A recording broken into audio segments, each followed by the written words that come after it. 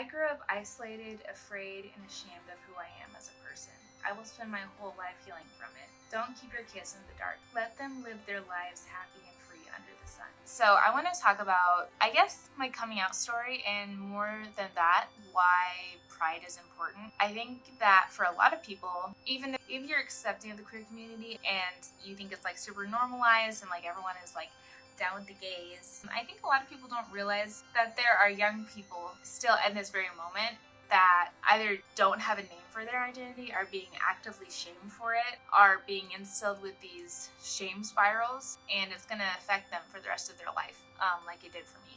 And I think having Pride Month is incredibly important for those people, and it was incredibly important for me when I was isolated and completely alone. So for context, I grew up in a super religious, fundamentalist community, and at a very early age realized I'm not like everyone else. And the thing is, I didn't have it. Also, I'm going to do henna while I talk about this because it helps ground me, and I feel anxious talking about this.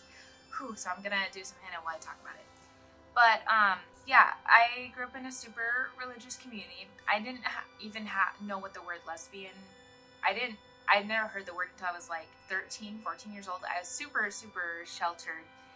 And I knew from a young age that I was attracted to women, but I didn't have the language for it, and I just knew that like every time that I experienced that, I felt like this intense shame and anxiety around it. And I had no context for it. All I knew is that it was bad, it was evil. I did not know a single person who was accepting of the queer community or was gay themselves. I knew no one, at least that I was aware of. I don't know if I want to get into the whole story. It was traumatic as a queer person growing up in that culture. It was very, very traumatic and confusing, and I had so little context for anything happening around me. Even the culture that we were a part of, no information could be given without the context of this is an evil thing that you need to repent of if you struggle with it. That was the narrative, basically. And I'm sorry if I speak kind of slow when I'm talking about this. It's still very difficult for me to talk about. To be honest, it's definitely not something that I fully processed. But I think it is important to talk about. But yeah, so I remember at a church camp one time, they did this it was a weird reenactment of this kid confessing that he watched gay explicit content, and they brought him up on stage and he confessed to it and everything, and it was supposed to be this really emotional moment, and just a lot of weird stuff like that went on a lot. It was just shame and fear and ignorance of who these people really are and what their lives are like and who they are as people. And so it was incredibly confusing for me as a kid, trying to navigate that, and then also coming to an understanding that I am like the people that we hate so much. And I would say hate and isolate and confuse and shame. I am one of those people. Sorry, I'm getting kind of, this is really, really, really hard for me to talk about. Yeah. And it kind of all came to a head for me when I was 19 years old. I had dealt with a lot of health issues, so I was still living at home. But the deconstruction of my faith came first. And then once I literally remember looking out of the window of a car while we were driving. I don't remember where we were going. I was looking out the clouds and I was like, I don't think I believe in God anymore. And I was listening to Dodie, the artist and YouTuber, and she has a song about liking a girl. And my very next thought after I had the thought of, I don't believe in God anymore, I was like, I can listen to her music now, because it's not there's nothing wrong with it. I can enjoy this music now. And then after the God thing went away, everything else crumbled. Why would I not accept my own identity if there isn't a weird angry spirit in the sky being you're gay, fuck you. Yeah, so I was like, it's fine to be gay. I'm gay as well. And I don't want to get into it, but I was pressured to come out. And at the time, around 19, I had no one that was supportive. I did not know anyone who was gay or was supportive of the gay community. I knew no one. I only knew people who were incredibly homophobic and transphobic, and I had no emotional safety at that time. And that stayed that way for probably until I was like 22, 23 years old. So that's what I'm talking about in this video. Like, there are people still that, like, it's not, I know we have Chapel Roan and we have all these like gay artists and this representation, but that's the reason that it's so important is because when I go home to Missouri and I hear Chapel Roan playing in a coffee shop, it makes me emotional because I'm like, this is not the childhood that I had. This is not the experience that I had as a kid. It's mind-blowing to me that I can walk into a coffee shop in Missouri and hear Chapel Roan playing.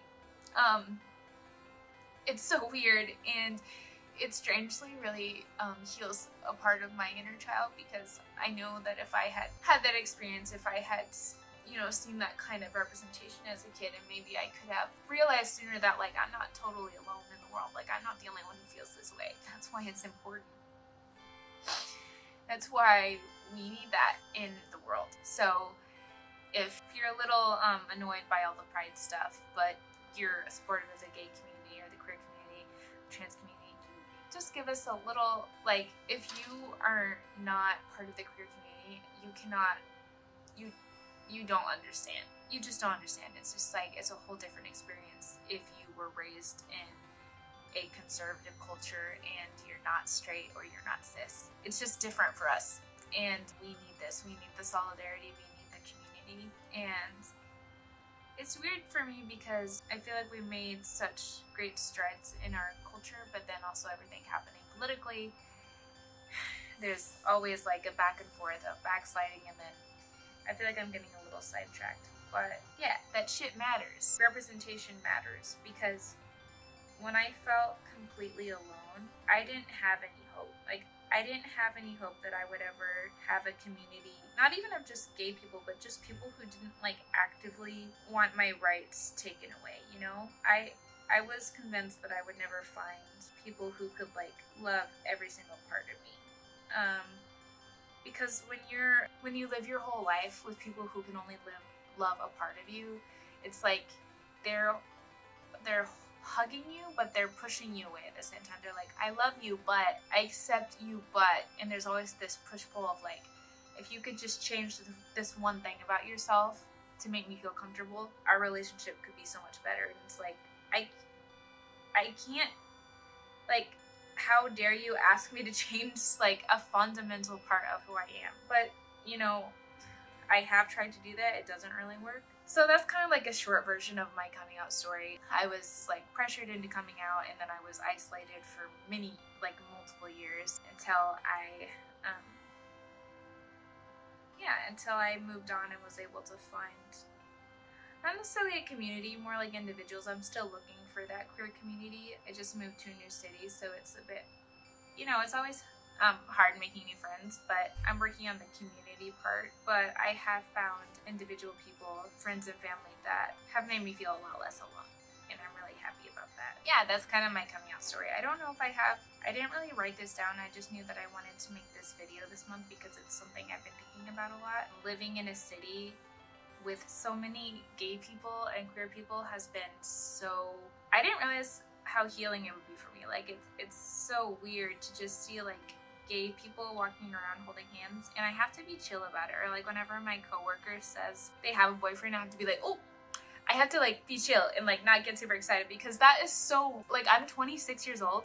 It's still weird for me to hear someone be like, oh yeah, I have a boyfriend, and like everyone's chill about it. It is so different to how I grew up, and I never thought when I was like 18 or 19 that I would get to be live in a place where like, oh yeah, I have a boyfriend, like, and it's totally chill and no one's like weird about it. I feel so much safer now than I ever did back home. I didn't realize how much I needed that. I did, but like until you experience it,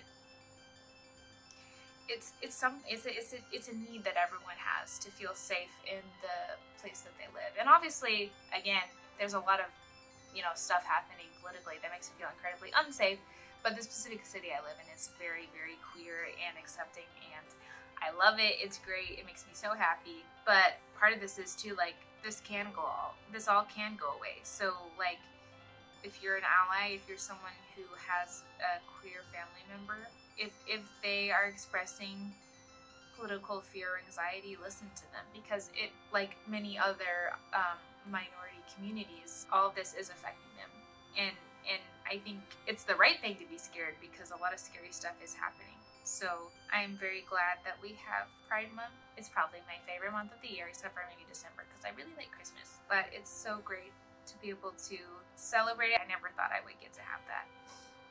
I didn't expect to get emotional in this video, but I did, so maybe that would get me more clicks. Just kidding. I really don't like crying on camera, but it's an emotional subject for me. It makes sense that I got a little bit emotional. And hopefully you guys don't mind me doing it. And it just helps me kind of like manage my anxiety, because this is a really stressful thing for me to talk about. I don't really like talking about it because, you know, it's very traumatic. It was a very traumatic experience, me coming out and like realizing my identity and everything, and it's still evolving at this moment. So yeah, I just want to let you know, if you are a queer person who grew up in a conservative culture, or you're currently in that culture, it does get better. I know everyone says that, but you have to be proactive. You have to take the steps to find the people that will love you unconditionally. You have to find your community. You have to find your people. Don't be afraid to step out of your bubble that you were given. Experience something new. And I'm not saying it will be great and wonderful all the time, but being able to breathe,